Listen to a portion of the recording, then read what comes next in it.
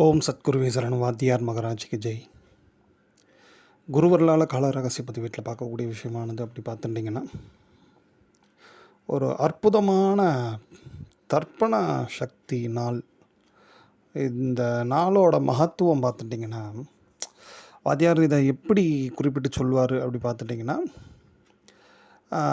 எப்பேற்பட்ட குற்றவாளிகளும் குற்றம் செய்பவர்களும் திருந்தக்கூடிய ஒரு வாய்ப்பை முன்னோர்கள் கொடுத்துருவாங்களாம் இந்த நாளில் நாம் பண்ணக்கூடிய தர்ப்பண பூஜைக்கு. அது மட்டும் இல்லாமல் இந்த நாளில் தர்ப்பணம் பண்ணுறவங்க அவங்க எப்படி இருப்பாங்கன்றத வாத்தியார் குறிப்பிட்டு சொல்கிறாருன்னா, முறையாக கரெக்டாக எவ்ரி வைருதி, இந்த நாளோட மகத்துவம் என்னென்னா, ஃபஸ்ட்டு வைருதி யோகம் அதில் வரக்கூடிய நாளில் தர்ப்பணம் பண்ணுறதுனால. ஸோ அந்த வைருதியில் தர்ப்பணம் பண்ணுறவங்க தியாக சீலர்களாக இருப்பாங்களாம். எல்லாமே எவ்வளோ பெரிய விஷயம் பாருங்களேன்.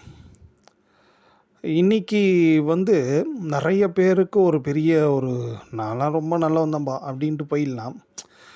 நம்ம சில விஷயங்களை அனுபவிக்கும் போது, கர்மாக்களை அனுபவிக்கும் போது, பல துன்பங்களை அனுபவிக்கும் போது தான் அப்போயாவது நாம் நம்மளை ரியலைஸ் பண்ணிக்கணும், நம்ம வாழ்நாளில் என்ன பண்ணியிருக்கிறோம் அப்படின்ட்டு. இந்த துன்பங்கள் பிரச்சனைகள் எல்லாமே நம்ம எங்கேயோ எப்போ யாருக்கோ எங்கேயோ ஏதோ ஒன்று பண்ணி வச்சுட்டு இருக்கிறோம், அதோட விளைவு தான் இப்போ நாம் அனுபவிக்கிறோம் அப்படின்ற மாதிரி ரியலைஸ் பண்ணணும். அதுக்கு தான் ஒரு பிரச்சனை, ஒரு துன்பமே வாத்தியாரும் சரி தெய்வங்களும் நம்ம கொடுக்குறாங்க. பட் ஆனால் நம்ம அப்போவும் என்ன பண்ணுறோன்னா, நான் எவ்வளோ கொடுத்தேன், எவ்வளோ நல்லது பண்ணேன், எவ்வளோ பூஜா பண்ணேன், அதை பண்ணேன், இதை பண்ணேன், நம்ம என்ன முன்னாடி பண்ணோமோ அதை மறந்துகிட்டே இருப்போம். அதை மறந்துட்டு எவ்வளோலாம் பண்ணேன் சொல்லிட்டு மறுபடியும் நம்ம ஒரு விரக்தியும் ஒரு கோபத்துக்கும் போயிடுவோம். பட் ஆனால் உண்மையிலேயே ஒவ்வொருவரும் நாம் நல்லவர்களாக யாருக்குமே மனதளவில் கூட, அங்கே தான் ஒரு பெரிய ஹைலைட்டே. நம்ம உடலால் யாருக்கும் தீங்கு செய்யலனாலும் மனசால் செஞ்சாலும் களங்கம் தான் அது. ஏன் இதெல்லாம் சொல்கிறோம் அப்படின்னு பார்த்துட்டிங்கன்னா, இதெல்லாம் இன்றைக்கி எவ்வளோ சகட்டுமே இன்றைக்கி நடந்துட்டு போயின்னு இருக்குது. அவன் இவ்வளோ ஊரில் என்னென்னவோ சட்டம் ஒழுங்கு அது இதெல்லாம் பிரச்சனை என்னென்னவோ நடந்துட்டு இருக்குது. இதெல்லாம் போய் என்னப்பா யார் பெருசாக கண்டுக்க போகிறா அப்படின்னு நினைக்காதீங்க. இதெல்லாம் நம்ம சின்ன சின்ன எண்ணங்கள், தீய எண்ணங்கள், தீய செயல்கள் இதெல்லாம் தான் சேர்ந்து நம்மளை அப்படியே எப்படி சொல்கிறதுன்னா, இந்த நம்ம கருட புராணத்தில் சொல்கிறாங்க பாருங்க, எண்ணெய் கோப்புரையில் போடுறது, சவுக்கால் அடிக்கிறது, அந்த மாதிரியான ஒரு மன வேதனை துன்பங்களெல்லாம் நமக்கு வாழ்நாளில் நம்ம ஃபேஸ் பண்ணுற மாதிரி ஒரு சூழ்நிலை வந்துடுங்க. ஸோ அப்போ நம்ம வாழ்நாளில் எல்லோருமே விரும்பக்கூடிய ஒரே ஒரு பெரிய அல்டிமேட்டுங்க, யாராக இருந்தாலும் சரி தான், சந்தோஷமாக இருக்கணும். மோஸ்ட்லி துன்பத்தை அனுபவிக்கக்கூடாது, துன்பமே வரக்கூடாது. அப்போ அதுக்கு நாம் எப்படி இருக்கணும்? அங்கே தான் சுவாமி எல்லாருக்கும் எல்லாத்தையும் சாய்ஸஸ் எல்லாம் அவங்கவுங்க கீழே கொடுத்துட்டார். நம்ம அந்த அறியாமையினாலும் ஆணவ அகங்காரம் இதனாலேயும் நிறைய பண்ணி வச்சிடுறோம்.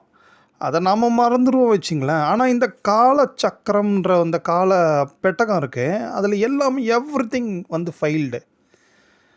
அந்த ஃபைல்லேருந்து மறுபடியும் அந்த டைமிங் நமக்கு கிரகங்கள் எப்போலாம் அந்த கோச்சாரத்தில் வராங்களோ நமக்கு, அப்போது எடுத்த இந்தப்பா இதை நீ பண்ண, அதான் அஷ்டமம் 7.5 அப்புறம் ஜென்மகுரு, இப்படி பல விஷயங்கள் அது மூலிமா நமக்கு எடுத்து திருப்பி தராங்க. ஸோ அப்போ நாம் அதை அனுபவிக்கும் போது ஏதாவது ஜோசிட்டு போனால் அவர் ஒரு வழி காட்டுவாரா, இல்லை எந்த கோயிலுக்கு போனால் தீரும், இப்படியெல்லாம் யோசிக்க வேண்டிய ஒரு கஷ்டமான சூழ்நிலை. பட் ஆனால் இதெல்லாம் எதையுமே நம்ம அனுபவிக்கக்கூடாது. எப்பொழுதுமே வாழ்க்கையில் முடிஞ்ச அளவுக்கு அமைதியாகவும் ஆனந்தமாகவும் வாழணுன்னா, ஃபஸ்ட் ஆஃப் ஆல் நம்ம எதுகாலம் தெரியாமல் பண்ண இதுவுக்கு ஓகே, அதுக்கு தான் இப்போ நிறைய வாத்தியார் சொன்ன பூஜைகளெல்லாம் நம்ம அடுத்து பார்க்க போகிறோம். பட் இனிமேலாவது முடிஞ்ச அளவுக்கு முயற்சி பண்ணி யாருக்கும் தீங்கு, அதாவது எண்ணம் சொல் செயல் இது மூன்றின்லேயும் யாருக்கும் தீங்கு நினைக்காத ஒரு வாழ்க்கையை வாழ்ந்துட்டோம் வச்சிங்களேன், அழகாக அந்த மனசு அமைதியாகவே இருந்து அதோட காலத்தை கடத்திடும். ஸோ இப்போது நல்லவனாக இருக்கிறது எவ்வளோ இம்பார்ட்டன்ட் பாருங்க. நம்ம நல்லது தான் நல்லவனாக இல்லாதனால தெரியாமல் அறியாமல் செய்த செயல்கள் பிழைகளால் நம்ம எதிர்காலத்திலேயோ இல்லை தற்போதோ ஏதேனும் ஒரு துன்பத்தை ஃபேஸ் பண்ணுறோம். இதுதான் நியதி, பிரபஞ்ச நியதி. ஸோ அதன்படி இதுகாலம் நம்ம பண்ணதுக்கும் பிராய்ச்சித்தமாகவும் இனிமேல் நாம் நல்லவனாக இருப்பதற்கும் ஒரு பெரிய அரிய வாய்ப்பை தரக்கூடிய ஒரு தர்ப்பணம், ஒரு முன்னோர்களோட ஆசி கிடைக்கக்கூடிய ஒரு தர்ப்பணம் தான் இந்த வைருதி.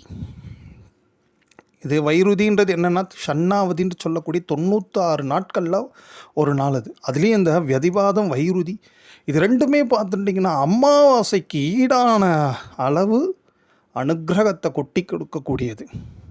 அதில் இந்த வைருதி ரொம்ப ரொம்ப விசேஷம். ஏன்னா வியதிபாதம் கூட வேறு வகையான சில அனுக்கிரகங்கள் பண்ணும் அது. ஆனால் இந்த வைருதிக்கு மட்டும் வாத்தியார் இவ்வளோ ஸ்பெசிஃபிக்காக சொல்கிறாரு. அதுலேயும் குறிப்பாக அவர் சொல்கிறாரு, நிறைய குற்றச் செயல்களே இந்த சமுதாயத்தில் நடக்காமல் இருக்கணும்னா இந்த வைருதி வரக்கூடிய நாட்கள், குறிப்பாக அதுவும் ஞாயிற்றுக்கிழமை கூடிய நாட்களில் அவர் எஸ்பெஷலாக அது சொன்னார். அப்போது முன்ன அவர் சொன்ன காலத்தில் அப்போ என்ன பண்ணணும் அப்படின்றாருன்னா, முறையாக அனுமதி பெற்று வாய்ப்பிருப்பின் சிறைச்சாலை சென்று அங்கே உள்ள கைதிகள் அவங்களுக்கும் அவங்களே உட்கார வச்சு தர்ப்பணம் பண்ணுங்க அப்படின்றார். எவ்வளோ பெரிய விஷயம். ஏன் அப்படின்னாங்கன்னா, இந்த கைதிகள் இவங்கெல்லாம் குற்றவாளிகளாக இருக்கிறாங்க இல்லையா. ஸோ இவங்களும் மீண்டும் எந்த விதமான குற்ற செயல்களில் ஈடுபடாத படிக்கு இந்த வைருதியில் பண்ணக்கூடிய தர்ப்பணமானது அவங்க முன்னோர்கள் ராசியால் அவங்க எல்லாருமே திருந்தி நல்லவர்களாக மாறுவதற்கு வாய்ப்பு கொடுக்குதான். ஸோ குற்றவாளிகளையும் திருத்தக்கூடிய இந்த வைருதியானது, அந்த நாளில் பண்ணக்கூடிய முன்னோர்களுக்கு பூஜையானது, நம்மளாம் எதிர்காலத்துலேயும் சரி எப்போவுமே சரி எந்த விதமான தகாத செயல்கள், தீய செயல்கள், அடாவடி, அநீதி இந்த மாதிரி எதுலேயும் ஈடுபடாமல் இருப்பதற்கு இந்த வைருதியில் நாம் பண்ணக்கூடிய தர்ப்பணமானது நம்மளை காத்து ரட்சிக்கும்.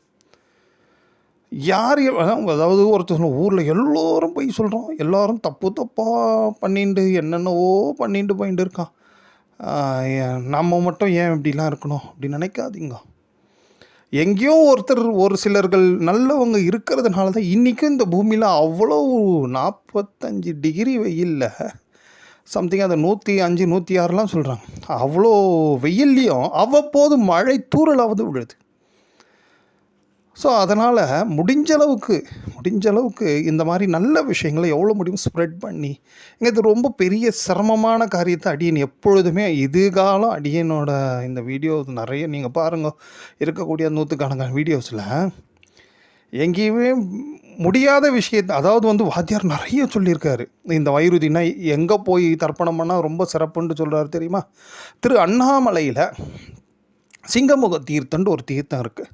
அந்த தீர்த்தத்தில் போய் இந்த வைருதி நாளில் தர்ப்பணம் பண்ணுறவங்களுக்கு மிகப்பெரிய அனுக்கிரகம், அந்த வைருதி தர்ப்பணத்துக்குரிய முழு பலன்களும் கிடைக்கும் அப்படின்லாம் சொல்கிறார். ஸோ அதை கூட அடியன் உங்களுக்கெல்லாம் எடுத்து சொல்லி இப்படி பண்ணுங்க அங்கே போங்கலாம் நீங்கள் இருந்த இடத்துலையே முடிஞ்சால், இது ஞாயிற்றுக்கிழமையாக இருப்பதனால உங்கள் இருப்பிடத்திற்கு அருகாமையில் எங்கேனும் தாமரை குளம் இருக்கா மட்டும் ஒரு ட்ரை பண்ணுங்க. தாமரை குளம்லாம் கஷ்டம்பானா பரவாயில்ல, ஒரு தாமரை இலை கிடைச்சாலும் ரொம்ப நல்லது. அதுவும் கஷ்டம்னா பரவாயில்லைங்க, நீங்கள் தாமிரம் தட்டு அதுலையாவது பண்ணுங்க. ஏன்னா இந்த ஞாயிற்றுக்கிழமை கூடிய இந்த வைருதியாக இருக்கிறதுனால எப்படி பண்ணணும் அது முறையான ஒரு நல்ல தாமரை இலையில் கோதுமையை பரப்பி அதற்கு மேலே தர்ப சட்டம்னு சொல்லக்கூடிய அந்த தர்பைகளான சட்டத்தை போட்டு நம்ம தர்ப்பணம் பண்ணுறதுனால அந்த முழு பலன்களும் நமக்கு கிடைக்கும். அதனால் என்ன பலன்கள் பார்த்துட்டிங்கன்னா, நம்மளும் சரி நம்மளோட சந்ததிகளும் சரி எதிர்காலத்தில் எந்த விதமான துன்ப சூழலில் மாட்டாமல் இருப்பதற்கு ஒரு மிகப்பெரிய வாய்ப்பு இல்லையா.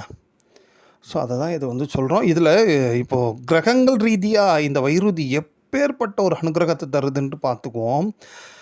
இந்த ஞாயிற்றுக்கிழமையானது, அதாவது சப்தமி அன்றைக்கி பார்த்துட்டிங்கன்னா, சப்தமி அதுவே விசேஷம். 7 தலைமுறைகளுக்கும் அனுகிரகம் பண்ணக்கூடிய ஒரு விசேஷமான திதி தான் அந்த தேய்பிறை சப்தமி. அது ஞாயிற்றுக்கிழமையோடு சேரும்போது அதுவே ஒரு பானு சப்தமி விசேஷம். இங்கே நாம் என்ன விஷயத்தை கவனிக்கணும் அப்படி பார்த்துட்டிங்கன்னா, காலையில் அவிட்டம் திருநக்ஷத்திரமானது உங்களுக்கு கிட்டத்தட்ட ஒரு 7:55 வரைக்கும் இருக்குங்க. அதிலிருந்து இந்த வைருதின்ட்டு சொல்லக்கூடிய இந்த யோகமானது காலையில் ஒரு 10 மணி ஆல்மோஸ்ட் தான் அடின்னு சொல்கிறேன். ஒரு 10 மணிக்குள்ளே, காலையில் 10 மணிக்குள்ளே. ஸோ இந்த 8 மணிலேருந்து 10 மணிக்குள்ளே அந்த பெட்வீன் டைம் வந்து வெரி வெரி பவர்ஃபுல்லுங்க. ஏன் அப்படி சொல்கிறோன்னா, அந்த டைமில் சந்திர பகவான் எங்கே இருப்பாருன்னா சதயத்தில் இருப்பார். சதயத்துக்கு போயிடுவார். அவிட்டத்துலேருந்து சதய நட்சத்திரத்துக்கு போகிறாரு. ஸோ அங்கே ஆல்ரெடி ஒருத்தர் இருக்கார். அவர் தான் இந்த இப்போது அட் ப்ரெசன்ட் த சீஃப்ன்ட்டு சொல்லுவாங்க நவகிரகங்களில், ராகு பகவான். ஏன் அவர் அப்படி சீஃப் சொல்கிறோன்னா, அவங்க ராகு கேதுக்குள்ளே எல்லா கிரகங்களும் உள்ளே போயிட்டாங்கன்னா அவங்க தான், ராகு கேது தான் the most powerful planets. So அதுக்குள்ளே இந்த சந்திர பகவான் ராகுவை வந்து ஸ்பரிசம் பண்ண போகிறாரு நாளைக்கு. ஸோ அங்கே என்ன ஒரு பெரிய ஹைலைட்டான விஷயம்னா, அந்த ராகு கேதுக்கள் எப்போல்லாம் ரொம்ப அதீத வலிமை ஆகுறாங்களோ அப்போல்லாம் வந்து பிதர்களுக்குரிய காரியங்களை பண்ணிட்டோம் வச்சிங்களேன். சாதாரணமாக பண்ணக்கூடிய ஒரு பிதர்காரியத்துக்கும் இந்த மாதிரி ராகு கேதுக்குள்ளே சூரிய சந்திரர்கள் வந்து சம்மந்தப்படும்பொழுது பண்ணக்கூடிய பிதர்காரியத்துக்கும் பன்மடங்கு பலன்கள் நிச்சயமாக உண்டு. அதுவும் 100 மடங்குன்னு சொல்லலாம். ஏன்னா சதையன்னா 100. அவங்கள பார்த்தீங்கன்னா எல்லாமே 100க்கு 100 தான் செயல்படுவாங்க. ஏதாவது ஒன்று கொடுக்கணுன்னா அப்படி ₹10 ₹20 இல்லை, அப்படி ₹100 டோட்டலாக. அந்த மாதிரி ஒரு விசேஷமான திருநட்சத்திரம் அந்த சதயம். ஸோ இந்த ராகு கேதுக்குள்ளே எல்லா கிரகங்களும் இருக்கும். இந்த சமயத்தில் இந்த சந்திரனை போய் ராகுபவன் தொடும் பொழுது நம்ம அந்த டைமில் பண்ணக்கூடிய அந்த பிதர்காரியங்கள் ரொம்ப விசேஷமாக இருக்கும். அதோட பலன்களை நீங்கள் அனுபவிக்கும் பொழுது நிச்சயமாக தெரியும். இது இந்த மாதிரி கிரகங்களும் சூழ்நிலைகள் எல்லாம் அமையும் பொழுது வரக்கூடிய அப்போ நாம் பண்ணக்கூடிய ஒரு தர்ப்பண பூஜையோட பலன்களானது காலத்தால் நிச்சயமாக அதோட பலன்களை நம்ம கொடுக்காம போகாது. 100% போகாது சொல்லலாம். ஏன்னா அவ்வளோ ஒரு பவர்ஃபுல்லான நேரங்க. இப்போ சொல்கிற நேரமானது, அடியேன்னு சொல்லக்கூடிய அந்த நேரமானது உங்களுக்கு தேய்பிறை சப்தமி கூடிய ஞாயிற்றுக்கிழமை பானு சப்தமி அன்று காலையில் 8லேருந்து 10க்குள்ளே சதயம் கூடிய அந்த வைருதி அந்த டைமை நம்ம யூஸ் பண்ணிக்கிறோம். முறையாக ப்ராப்பராக நம்ம நல்லா அழகாக தர்ப்பணம் பண்ணிட்டோம் அப்படின்னாச்சுன்னா, ஃபர்ஸ்ட் ஆஃப் ஆல் இந்த நம்மளும் சரி நம்ம சந்ததிகளும் சரி மோஸ்ட்லி தவறு செய்வதற்கான வாய்ப்புகள் இல்லாமல் நம்ம முன்னோர்கள் நிச்சயமாக ஒரு பெரிய ரக்ஷை கொடுப்பாங்க. அதுவே நம்ம ஃபஸ்ட்டு படிக்கட்டுலேயே ஃபஸ்ட்டு ஸ்டெப்லேயே மிகப்பெரிய வெற்றிங்க. எந்த தவறும் வாழ்க்கையில் ஒருத்தன் செய்யாமல் இருக்கிறான்னா அவன் நிச்சயமாக நல்லா தாங்க இருந்தாகணும். நிச்சயமாக நல்லா தான் இருந்தாகணும். அது மாற்ற முடியாத விதி. பிரபஞ்சத்தோட விதியும் அதுதான். நம்ம நினைக்கிறோம் இவர் எவ்வளோ நல்லது பண்ணாலும் அவர் உள்ள எங்கேயோ ஏதோ ஒரு சம்திங், எங்கேயோ ஒரு மிஸ்டேக் நடந்தது தான் அவர் துன்பமாக அனுபவிச்சுட்டு இருப்பாரே காண்டி, இல்லைனா ஒரு சில உத்தமர்கள் இருக்கிறாங்க. அடியனுக்கு தெரிஞ்ச ஒரு மகா உத்தமர் ஒருத்தர் ஒரு பல பேரோட உயிரை காப்பாற்றுறதுக்கு அவர் சங்கல்பமே பண்ணார். அந்த நோய் தனக்கு வரட்டும், நிறைய பேர் இதுவாகும் சேவ் ஆகினாலும் பரவாயில்லன்ற மாதிரி ஒரு அதிகமாக உத்தமான கண்ணிலே அடின்னு பார்த்து அந்த மாதிரியான ஒரு சில உத்தரவுகளும் இருக்காங்க. ஏன்னா அவங்களாம் யாருக்குமே எதுவும் கெட்டது பண்ணலையே, அவங்க ஏன்ப்பா இப்படி ஆகுனாங்க, துன்பப்பட்டாங்க, செத்து போனாங்க அப்படிலாம் யோசிப்பாங்க நிறைய பேர். அவங்க அந்த மாதிரி சங்கல்பம் பண்ணி அந்த மாதிரி தியாகசீலமாக உண்மையாலுமே இருந்த உத்தமமான அடியார்களும் இருந்த ஒரு அற்புதமான குழு தான் இந்த அகஸ்திய விஜய் குழு. ஸோ அது வேறு விஷயம். பட் இப்போ இது எதுக்கு சொல்கிறோன்னா, நம்ம தப்பையே எங்கேயுமே பண்ணாமல் இருக்கும் பட்சத்தில் நம்ம நிச்சயமாக நல்லா தான் இருப்போம். நம்மளோட சந்ததிகள் நல்லா தாங்க இருக்கும். அப்போ நாம் நல்லா இருக்கணும், தப்பே பண்ணக்கூடாதுன்னா நாம் நல்லவர்களாக இருக்கிறதுக்கு இந்த வைருதி நாம் அன்றைக்கி பண்ணக்கூடிய தர்ப்பணம் நிச்சயமாக பேருதவி புரியும் குருவர்களால். ஓம்.